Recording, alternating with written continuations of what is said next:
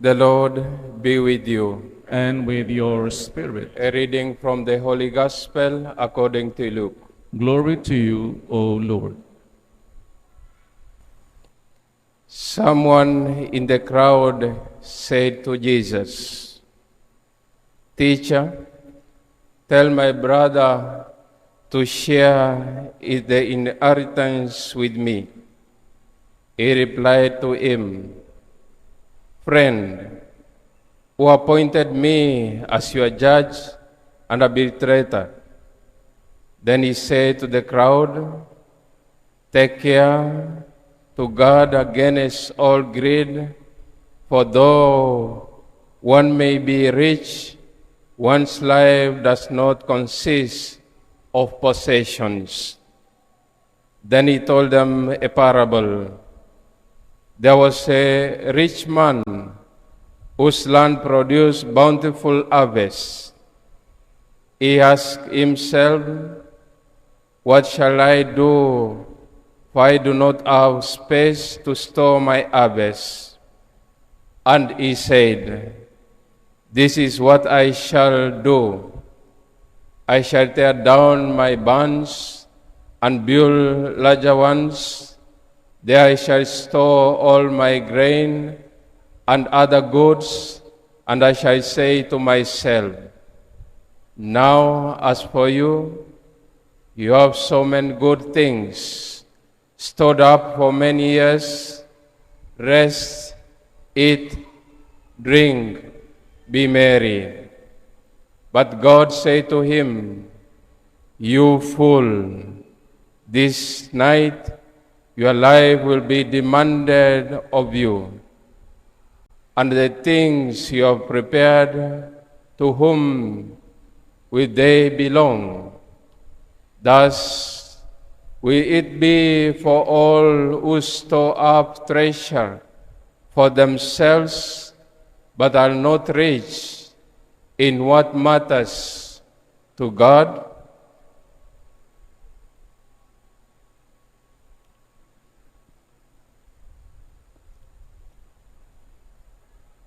Friends, the Gospel of the Lord. Praise to you, Lord Jesus Christ. Come, Holy Spirit, bless this unworthy priest, that I may share with humility and with the heart, and that people listen with the Holy Spirit in their hearts. Come, Holy Spirit, come.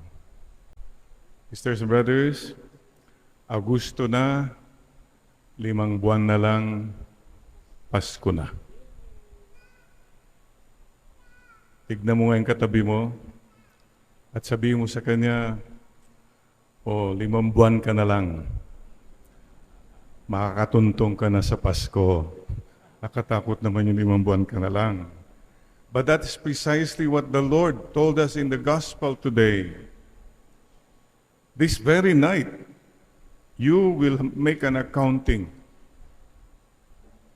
You will be called back na. Recalled ka na. Are we ready? Are we ready? Having said that, let's review what we always said about the different months. Naalala pa ba ninyo? January. Let's go back to January. What did we say last January? Don't worry about January. God is with us all the way. February, don't worry about February, we said. God will make a way. Yes, He did. In March, what did we tell one another? Don't worry about March, because God loves you very much. April, what did we say about April? Don't worry about April. Just obey God's will. May, we said, don't worry about May. God is with us, come what may. And June, we said, don't worry about June. Breakthrough is coming soon. July, we said, don't worry about July. God can turn your tears into smiles. August, what do we say in August? Don't worry about August. God has a big heart, especially for the last, the least, and the lost. So there, every time the Lord's word should be a source of comfort for us. Speaking of comfort, I'd like to share with you a gem moment I had about 3 weeks ago. Remember gem? We called it God encounter moment. We all have gems. I'd like to share one, interesting gem. I went to a hardware looking for cushions, yung mga cushion, pillows, floor cushions, yung ilagay lang sa floor, etc. Cozy, comfortable yun, di ba? So I went in and the sales lady said, and I asked, oh, ma'am, meron ba kayong floor cushions, yung mga pillow, ganon, para komportable? And she said, oh yes, Father, come. She was so enthusiastic. Yes, Father, I know what you mean. Dinala niya ako, sinamahan pa niya ako. We were going to the plumbing section, electrical section. Teka, malayo na yata ito. And then she said, Father, here it is. You know what she was pointing at? You know that signage, the sign na yellow, nakalagay doon, caution. Wet floor is slippery when wet. I was looking for the cushions. She showed me caution. Today, the Lord is telling us just that. Many of us are saying, sana more money, more comfort, more enjoyment sa buhay ko. And some of you have all that comfort in life. Your life is so cushioned. Parang you don't even feel pain or pressures. Such a comfortable life you are living. But the Lord also tells us today, caution. Ingat ka, anak. If your life is all about pera, power, pride, and the pleasures of life, careful. Caution. Baka ikaw ay madulas. You may slip, may fall, or even lose the way. Precautions. And today, it's all about money that the Lord wants to let us be careful about. Tignan mo nga yung katabi mo, mukhang mayaman ba yung katabi mo? Yung pakiramdam mo lang. O mayabang lang. Oh, yan. I'd like to ask you a question po. Ito lang, ikuha mo na sarili mo, ha? How much money do you have? Mga iba, nagko-compute, marami mga investment. Mga iba, yung dala-dala ko lang sa wallet ko, sigurado ko na yan. Okay, you know how much money you have. The second question is, how much time do you have? Ilang taon ka pa mabubuhay sa mundo? And that is precisely what the Lord is telling us. All the things you have accumulated, you fought for, you even became corrupt to get all this money. Mayroon ka pa sigurong pinatay. You cannot even bring that when you die. Ito po ang the bottom line question to all of us. Sisters and brothers, money is not bad. But the desire for money, the passion for money, that becomes bad if in the process you forget your God, you hurt people around you just to have all this money. Wala pong personalan sa mga mayayaman. But what we're saying is, oh, go ahead. You're very brilliant, you're good in making money, fine. But please, please, don't tell me, Father Orbos, this is my money, I work for it. You have nothing to say about it. Yeah. Is it really just your money? In the process of amassing all this money, baka may mga nasaktan ka, may mga kinunan ka ng pera. So that's not really just your money. And your life, your talents, where did that come from? Came from God. Paalaala lang po, mga kapatid. Yeah. Be careful of two things. Number one, dirty money. Perang madumi. Ano pong ibig sabihin doon? Yung pera na nakuha mo dahil may dinaya ka, may sinaktan ka, mayroong niloko, that's dirty money. Pero yung pinaghirapan mo, hard and honest work, that's good money, clean money. Mga kapatid, excuse me lang po, palaging pinipinahan ang tingin, mawalang galang lang po. Pinahan mo naman ng amoy yung katabi mo. Ano ba yan? Amoy matanda na? Amoy lupa? Anong perfume niyan? Yung bang katabi mo, may putok ba yan? Ay, mawalang galang lang po. Mga kapatid, hindi bali nang may putok ka. Huwag mong ikahiya yan. Pinagpawisan mo yan. You work hard for it. There's nothing to be ashamed of. Nakakahiya po. Yung yumaman ng yumaman ng yumaman. Maraming nasaktan, pati ang Diyos nakalimutan. The Lord is very clear. Why is the Lord telling us this? Because He wants to save us.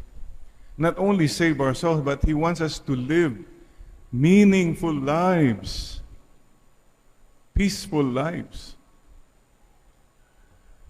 Ang dami pong pag dumating po si pera, marami na rin naitsa pera. Wala ka ng time, wala ka ng relaxation, wala ka ng mga tunay na kaibigan, wala ka ng panahon para sa sarili mo, wala ka na ring pakialam. That can happen.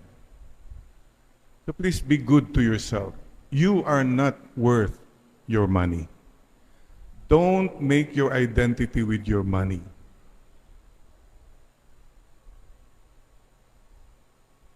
Mga kapatid, dirty money. Before this Mass, I was talking with a young man. He comes from a moneyed family, but he has such a strong sense of God, wanting to put the heart in their company. Kasi po, mostly pag company, profit, yung kita.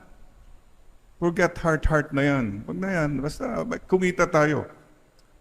But I think this young man is a prophet, saying, no, this is what God wants. Sana po, ito po many companies are really magaling. Wow, saludo. But does your company have a heart? Eh, Father, meron naman kaming mga charity, mga outreach, ganon. Latak lang po yan. I think what this young man was saying, make the company itself a full-blooded company with the heart. Ibig sabihin, number one, before you talk about charity or maybe politicians, ayuda, kung anong mga ayuda dyan, teka muna. Start with justice. Are you paying them the right wages? Mayroon ba silang insurance? You know, that kind of thing. Hindi lang po yung, sige na, may outreach tayo. Okay naman po yun. But at the same time, You have to go back to the real. Make your company a company of Christ. That is justice. Nandiyan na po. Oh, ikaw, marami kang tinutulungan. Mabuti po yun. But are you fair to your workers? Are you, wala ka bang mga... Minsan kasi tayo, may nakaw dito pero may offering kang konti kay Lord o sa mga ibang tao. Pero nandito yung bulk, nakatago. Anyway, having said that, somehow we have to be open to the Lord. Sisters and brothers, what will you tell God at the end of your life? Baka pagdating mo sa harap ng Lord, sabihin niya, sabihin na natin, final BIR and customs at the gate of heaven. Klaro na yan. Wala nang under the table. Talagang klaro na yan. 10 million. May BIR ba doon?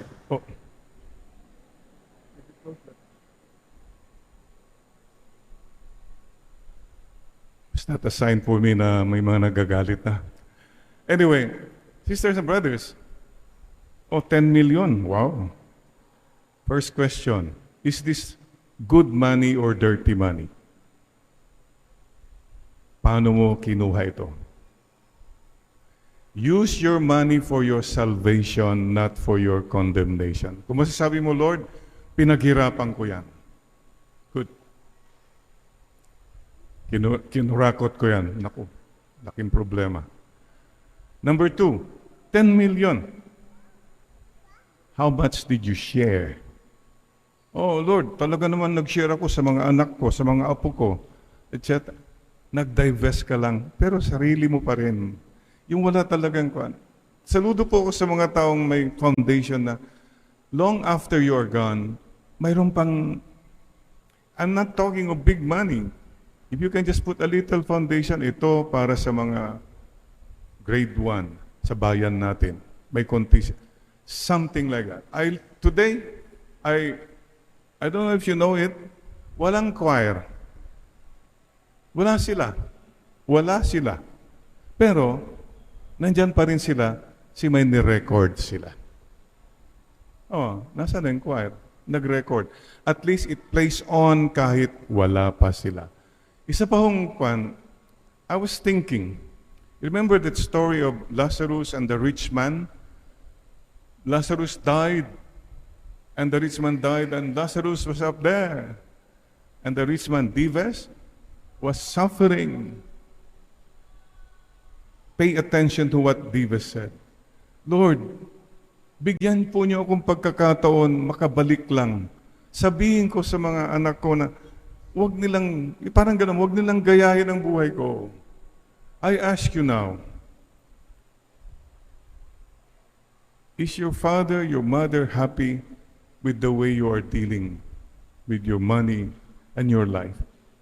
Baka, lalo na mga sobrang yaman na maraming mga katiwalian, baka ang tatay at nanay naghihinagpis, huwag niyong gayain, huwag niyong gawin yan. Yung nagnanakaw lang kayo, marami kayong nasasaktan. No, don't do that.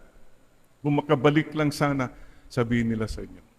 Parents, teach your children not just to be rich, business-minded. Make them goodness-minded.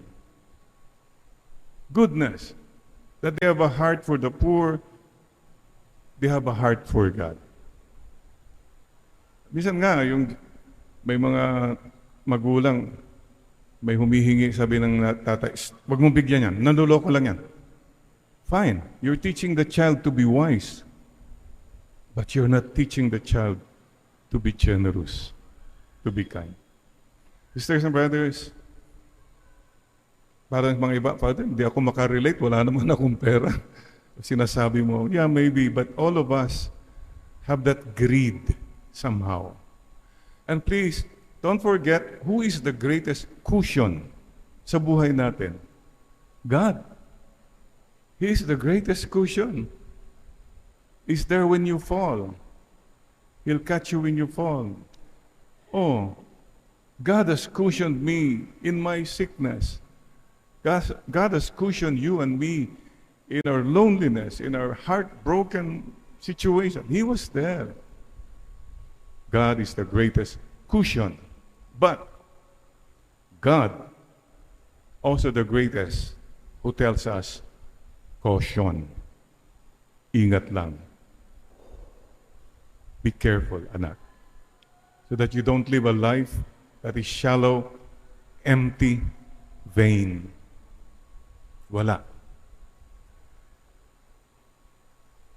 Pera lang. No. There's so much more than just money.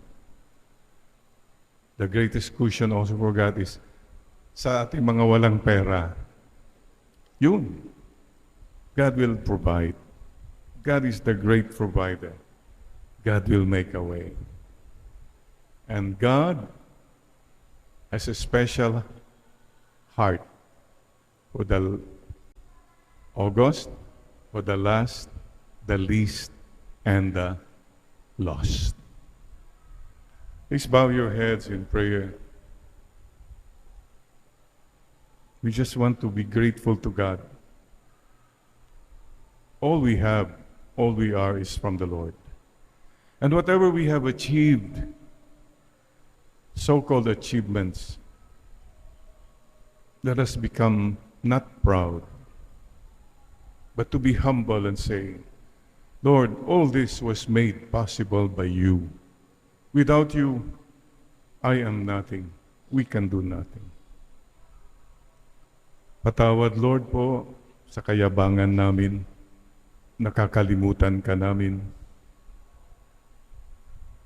Sa kayabangan po namin, nakakasakit pa kami sa kapwa. Please grant, Lord, that when we come before you at the end of our lives, we can say, Lord, I've done my best. I've shared my blessings. I've shared my time, my talent, and my treasures. Mission accomplished, Lord. And may the Lord welcome us all. Come, inherit the kingdom of God, prepared for you since the beginning of the world. For I was hungry, you gave me food. I was thirsty, you gave me drinks. I was poor, and you helped me. Whatever you do to the least of my brothers, you do it unto me. Today, let us all tell the Lord again, the rest of my life, the best of my life, Lord. As for me and for my house, we will serve the Lord. Mama Mary, teach us to be poor, but to be full of joy, full of grace, and full of love. Amen, amen, and amen.